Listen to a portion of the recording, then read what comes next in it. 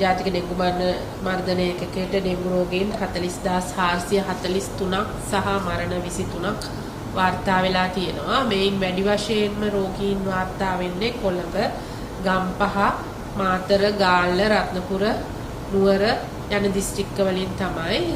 බස්නාහිර පළාතෙන් රෝගීන් 50%ක්ම රෝගීන් වාර්තා වෙන්නේ බස්නාහිර පළාතෙන්. ඉතින් අපි මහ ජනතාවගෙන් ඉල්ලා සිටිනවා මේ කාලය ඉතාමත් අවදානම් කාලයක් ඩෙංගු රෝගය සඳහා. ඒ නිසා තමන්ගේ පරිසරය පිරිසිදු කර ගැනීමෙන් රෝගය වැළැක්වීම සඳහා අපිට උදව් කරන්න කියලා. ඊට අමතරව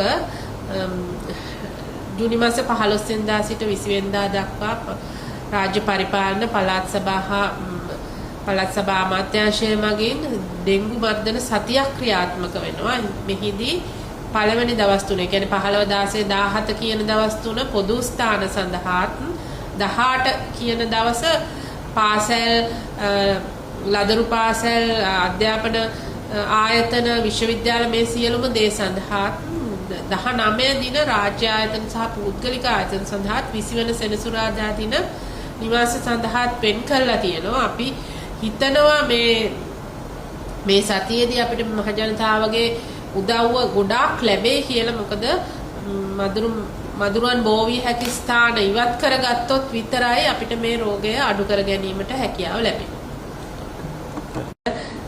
ජාතික ඩෙංගු මර්ධන ඒකකයට ඩෙංගු රෝගීන් 40443ක් සහ මරණ 23ක් වාර්තා වෙලා තියෙනවා. මේන් වැඩි වශයෙන්ම රෝගීන් වාර්තා වෙන්නේ කොළඹ, ගම්පහ, මාතර, ගාල්ල, රත්නපුර, නුවර යන දිස්ත්‍රික්ක වලින් තමයි. බස්නාහිර පළාතෙන් රෝගීන් 50%ක්ම රෝගීන් වාර්තා වෙන්නේ බස්නාහිර පළාතෙන්. ඉතින් අපි මහ ජනතාවගෙන් ඉල්ලා සිටිනවා මේ කාලය ඉතාමත් අවදානම් කාලයක් ඩෙංගු රෝගය සඳහා. ඒ නිසා තමන්ගේ පරිසරය පිරිසිදු කර ගැනීමෙන් රෝගය වැළැක්වීම සඳහා අපිට උදව් කරන්න කියලා. ඊට අමතරව